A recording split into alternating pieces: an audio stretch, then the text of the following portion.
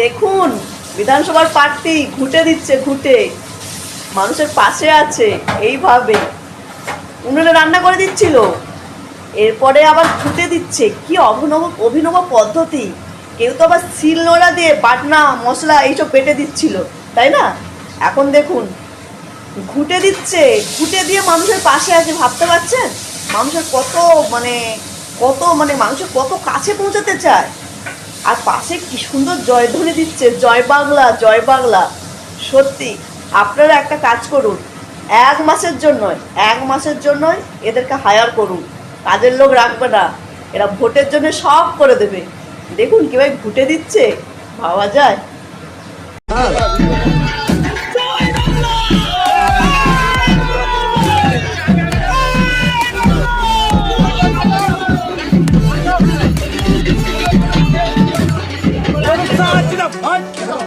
Vande Mataram, Vande Mataram.